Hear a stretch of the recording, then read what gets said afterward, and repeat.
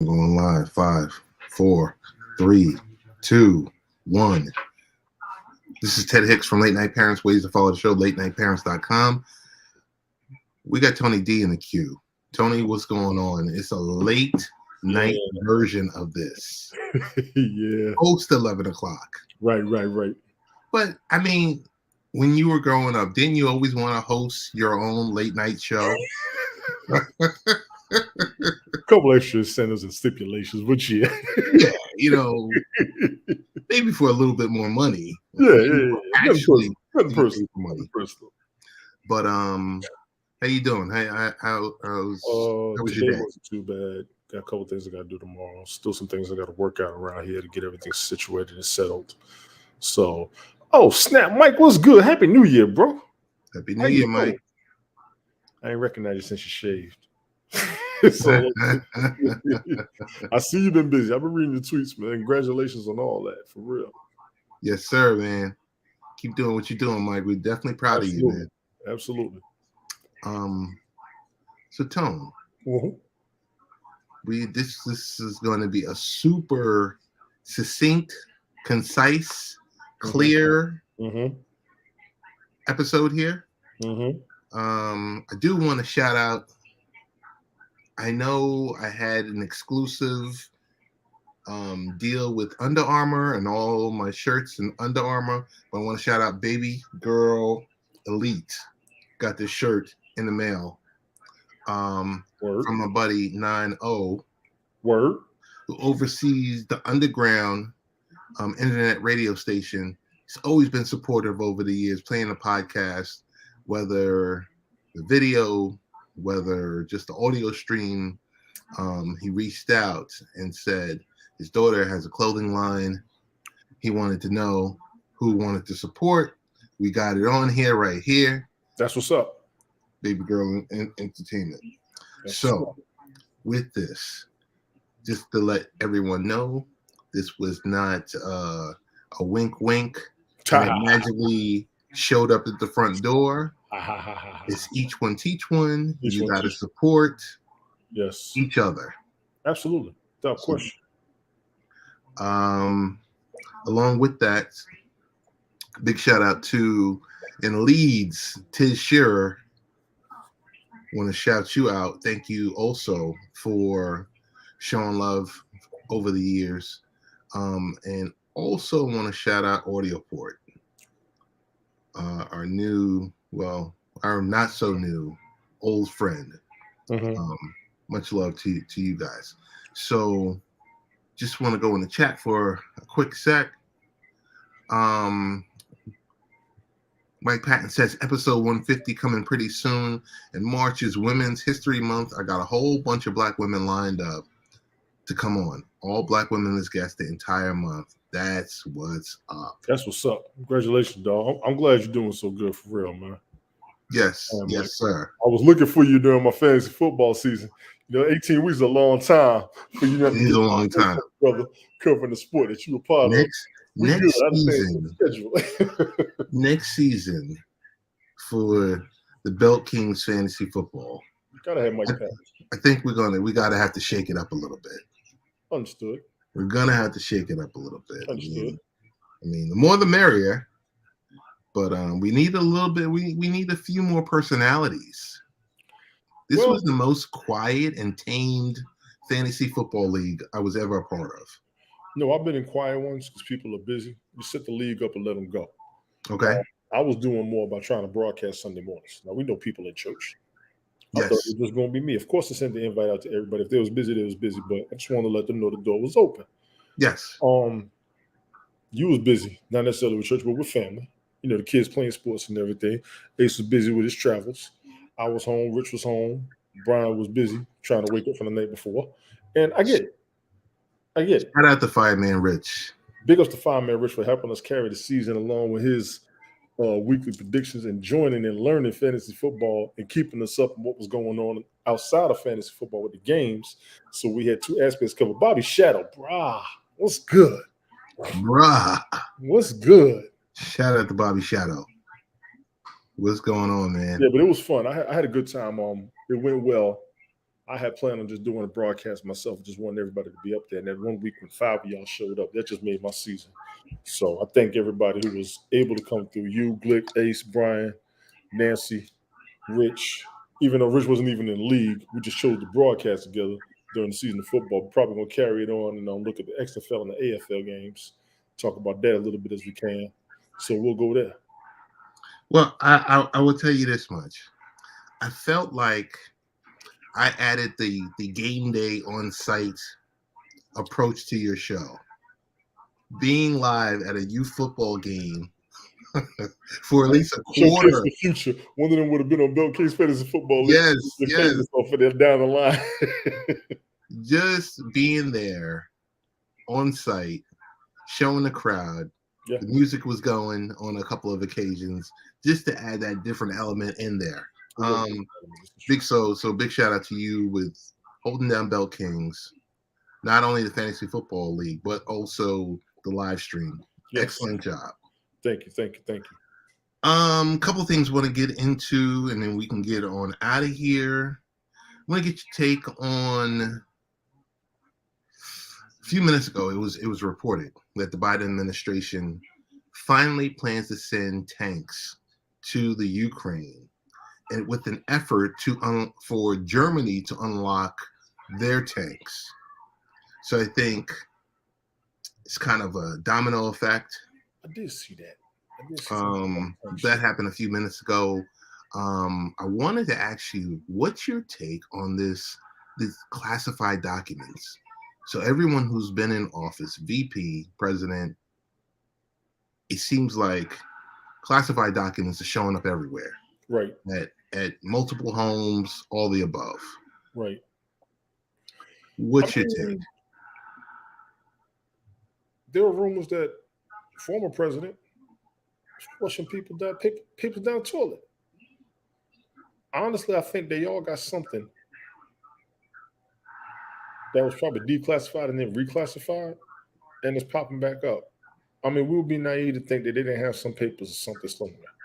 Not necessarily saying that they keep a secret from anybody, but they just may have some information that might have been declassified or reclassified. I don't know. I will seem naive to it, but I'm not putting nothing past anybody in power with what's going on and with how to protect themselves. I personally would not. So I'm not going to say that I'm surprised. Anybody who was in that high of a position in this country has to keep something, or they're keeping their eyes on something. And a lot of them know things previously before they take a higher position in office to know how to handle the situation if it comes their way. Seriously. All right. I just wanted your quick take on that. I'm sure we will readdress this Thursday night. Man, you got a busy schedule. You live stream almost every night of the week. 4 or 5 days a week. I'm trying to do something, man. I try to keep the community alive by working with any and everybody. I actually did miss a stream earlier. I got the notification, but I was tied up. Oh, okay. I try to support everybody, at least come in and say what's up when they do live stream. It's busy trying to keep in touch with folks. It is. But you do a heck of a job. I appreciate it. I see you over there, Bobby. You wish I was lazy. So I want to get into one of the topics is, of course, it's our favorite company, Amazon. The Amazon Smile charity program is ending in February. Amazon is shutting down its charity program called Amazon Smile. The program would donate a small percentage of sales to various charity organizations, including churches and schools. Shoppers would choose where they wanted to, send their donations or have them directed to, and it didn't cost them anything extra. So according to the Amazon Smile website, that's smile.amazon.com, the program donated over $400 million to charities since its inception, which was in 2013. But the company says it hasn't grown as expected, and the impact hasn't been as great as they wanted. They explain that over 1 million organizations have signed up, which stretches the donations too thin. Amazon says it will continue to support charitable giving in areas including disaster relief, future engineers, housing equity, and more. Housing equity? Meanwhile, individual charities are encouraged to set up wish lists for support instead of the SMILE program. I think the wish list is an excellent idea. Tone, do you call bullshit on this? You can, but I'll give them the wish list. Okay. If there's a charity organization, they have a wish list on Amazon. Amazon sponsors their wish list. $400 million over, what, 20 years since they've been around, or 18? You said 2004 or 2013. 2013. Amazon 2013. What? Amazon Smile 2013. Amazon Smile 2013. $400 million ever since then. Yes. Yes. Okay, I'll be crazy. I think they're running out of tax write-offs. Exactly, Bobby. Tax evasion programs. I mean, you can only give so much to charity, and we learned that in a lot of ways. I'm not sure. So, I'm going to go in a totally different direction. Sure. Amazon's out to make money. They made money without being paid. Period. Okay. Yeah. Period. Yeah. So, take it however you want to. Yes, I do have an Amazon Prime account, blah, blah, blah, blah, blah, blah, blah. However, number one, they're out to make money. Mm-hmm. So what does this mean? Okay. So the advent of the Amazon Smile program is, so what most of these companies do, they pay ad dollars, they pay Google AdWords, they pay AdSense, so that traffic is directed a certain place. In their direction, Amazon's direction, yes. Right. So Amazon was prompting individuals to go through smiles.amazon.com, and then you can tunnel into the Amazon site because Amazon, like everyone else, pays Google. So instead of paying Google for their AdWords, AdSense, and everything else like that, they would pay a portion of that, which would go to specific charities and the like. Mm-hmm. So we're at the point of, why is this stuff stopping now? Could it be because of a downturn? Could it be because they just laid off 15, 17,000 people? Because whenever you got to look at it, 2000, 2008, 2022, whenever the belt gets tightened up, and just roll with me on this, mm-hmm. What are the things that these companies, these corporations that make billions of dollars each and every quarter, the forecast versus the actual, what is the first thing, if there's any slight downturn, the first thing that's hit is labor. Yes. Hence what we're seeing. The second is ad revenue dollars. Okay. So I just think this is a part of them tightening their belt. Andy Jassy, the sitting CEO, tightening their belt. They've paid how many billions of dollars for Thursday Night Football? I don't know. I don't know. I do remember they had $11 billion tax free. So I just think of it as, it's a spit in the bucket. It doesn't really affect them. But now all of a sudden it does. Mm-hmm. So I think that's where I call BS. Gotcha. Well, I don't know the whole story. We got to remember he got divorced. They had to split up everything. There's going to be big changes in the company. And dude, he's worth $150 billion. I know. I heard a story that, of course, everyone knows he's going to buy the Commanders. Yes. Mike put that in the chat. Yes. Okay. Great job, Mike. He's going to buy the Commanders, right? I don't think he doesn't sneeze at buying the Commanders for $7 billion. That doesn't bother him. How much are they worth is a question. Who, the Commanders? Commanders. What's the purchase price? I think right now Dan Snyder is around $6.4 billion. For the Commanders? for the Commanders. That's half of what they got back on taxes that 1 year. Yeah, yeah. So it's Well, the that's half of what they grossed without paying taxes. So, yeah. So there's that piece of it. What else? Going to I pay wanted to 10 go. billion? Are you serious, Mike? Yeah. Yes. He's gonna pay about at least 10 billion. Because it comes down to it's a toy for him. You got to think about it. And he's going to profit off of it. How many NFL owners in the world? 32? 32, but the Cowboys I didn't think were worth 10 billion. How much are the Cowboys worth, Mike? They weren't worth that much. But the rates on everything has escalated.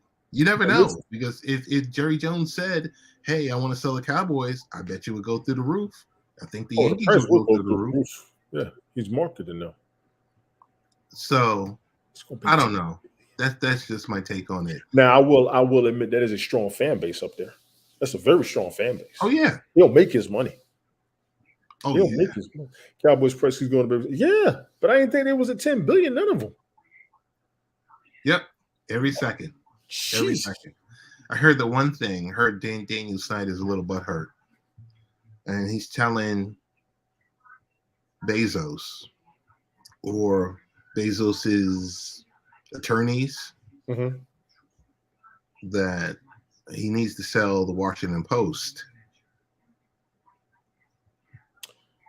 prior to buying the Commanders, because I guess journalists from the Washington Post have been killing Dan Snyder since early journalists 2000s. have been on his case, and journalists are also suffering in their career field. They're catching it. Right. Journalists are less the purchase of a team add 3 to 4 billion. Wow. Yep. I hear you, Bobby. There's a conflict of interest. There's. Oh, totally. Bobby, we're with you. We're totally with you on that. I'm like, wait a minute. How are you the executive chairman and you own Thursday Night Football, and then you're going to own one of the 32 properties? Right now, on Thursday night, he owns 32 of the 32 properties. And Jerry Jones is pretty much running the NFL right up under the commissioner, too. Yeah. So them and the Commanders pretty much in power. It's going to drive them. Yeah. I'm seeing the cycle there. Okay. Money talks. Yeah. BS walks. Yeah. Last thing I want to talk to you about. Have it on the screen. Okay. So layoffs are going everywhere. Layoffs are happening everywhere, right? Mm-hmm. And we're starting to notice Microsoft and Amazon and Google, Alphabet, Google and Meta and Facebook and everything else like that. Here's what's crazy that I just want to share with you. Let me pull this down. Okay, this is tech layoffs. So if you go to layoffs.fyi, for the year 2022, there were 1,039 tech companies that participated in layoffs, which this number right here is, let's take it north, and we say there were 160,000 employees were laid off in all of 2022. Okay. As of this broadcast, we're almost at the 25th of January. 185 tech companies have laid off, with 57,000. And we're 3 weeks into 2023. What's going on? What do you mean what's going on? No, honest question. Only because I'm not in the field. These, listen. You want to save some dollars? Sure. You go after the tech. You go after the tech industry. It's white collar jobs. That's where you see your cost savings. So they sit in the office not doing enough. Well, people, and big shout out to those folks at layoffs.fyi that are keeping track of all the various, yeah, Bobby, I agree. employers. I'm wondering if a lot of these people were teleworkers that wouldn't come back to work. Well, I think there's some of that. Bring that chart back up for a second. Let me see something real quick. All right, hold on.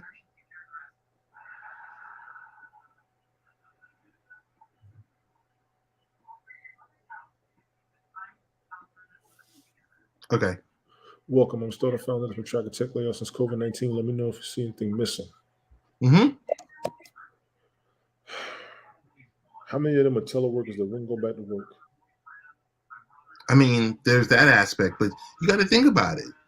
Microsoft 10,000, Google 11,000, Amazon 17,000, Facebook. And this is around the globe. This is just the U.S. That's around the globe. So, and this is, dude, we're almost in the 25th day of 2023. Yeah, it's not looking good. This year is not looking good for a lot of things. Between that and the mass shootings, those numbers are too high for both.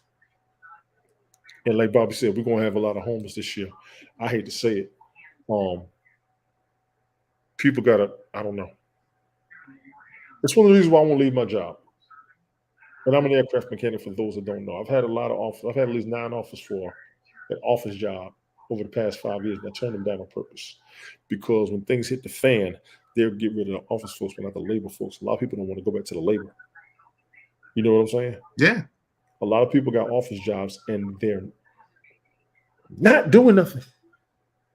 Well, going to a meeting to make another meeting, or trying to help somebody figure out what they know in the first place and getting paid top dollar for it is in trouble. Tell that white collar worker to go get a blue collar job and watch them flip out. Yeah, they won't. They'll change that white collar job for a white collar with a vest at Walmart. What white collar job in Walmart? The greeters with a vest on, they got white shirts. Some of them do. You know what I'm saying? They're going to wear their professional clothes under that vest. You get to wear what you want, but you're trying to look a little bit upkept. Right. Bobby said 2023 didn't shut down. No, we said that about 2020. That was knocking everybody out the park. I don't know. Yeah. I'm wondering what all the demographics and specifics are, honestly, but I know they need tech people, definitely for troubleshooting, customer service. Well, remember what we were talking about the other night: 7 jobs that Americans no longer want to work. Yeah. You know? And you don't want to be customer service on the phone because the customer's always right. And you don't feel like hearing half of their mouths. I understand that. And a lot of things are going automated. I think that's another aspect. Yeah. A lot of things are going automated. It's scary right now. It's scary. And I'd have to look more into why they're doing it. With Twitter, I know he was letting people go if they weren't coming back to work. That was why I asked the question, how much was going on and what were the stipulations of it. Some people won't go back to work. Health-wise, they can't. Parenting, enjoying being home, working from home, and being there for the kids and saving a whole lot of money. Mm-hmm. There's a lot of aspects. And it said specifically on the article, since COVID-19. Oh, of course. Yeah. Of course. Because to a specific degree, I will say, when that happened and that thrust happened, everyone, they tried to hope, these companies tried to hold on their employees. Yes. And then some of them, overhired. Is that even right to say overhired? I don't know if they overhired. Bobby, you crazy. Bobby's off the chain, man. Bobby's off the chain. Bobby, good luck. So I think I used the term. I think I used the term right size. Like it's like an accordion. Yeah. Also, know? we got to look at them paying people less money for more work. New hires, get rid of the old folks, bring in some of the new kids. I mean, you know what's so crazy What's that? with this? Okay, we would usually say, oh, people are getting let go in the States for the work to go offshore. You Yeah. know how many people who have H-1Bs that have been laid off that only have 60 days to remain in the state to find a job with a company We that will talked about that. sponsor them. If Yeah. not, they got to go. Yeah, I heard about that. That's crazy. And they're taking whatever job they can get their hands on. Anything. So I guess all in all, we are appreciative of our employment. Yes. Because it's pretty darn bad out there, dude. And this is just starting. Yeah. This is just starting. Hey, who do you? I'm gonna just ask you really quickly. Yes. Who do you have for this weekend, AFC, NFC? Without an in-depth explanation, just give me the teams, and we'll talk more on Thursday. The Eagles are my primary pick for the NFC. Okay. From preseason, but the San Francisco 49ers did not have Christian McCaffrey at the time. I do not know about the NFC.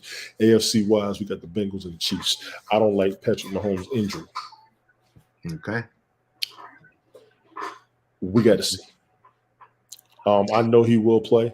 I know he can play hurt. We've seen him play hurt before. I don't want the man crippled. I don't recommend it, but I need him to be therapied and splinted before he gets on that field. Right now, the Bengals are a 2.5 point favorite over the Chiefs. Over the Chiefs, and I think this is the second day Patrick Mahomes has not practiced. Okay, let's start this now. Bengals are 2.5 point favorite without Patrick Mahomes. The Bengals can also stop the run that they did in the Super Bowl against the Rams. I still say the Chiefs. Now, what about the NFC point spread? NFC point spread. Hang on one sec. Bobby, Mike, y'all got the NFC point spread real quick.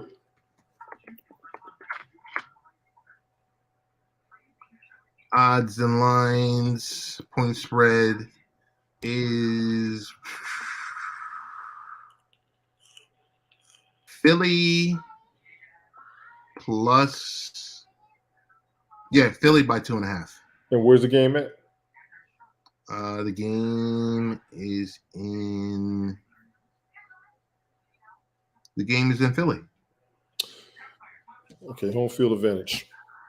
Philly's a very tough team, but the 49ers are built for the Super Bowl. We got a problem.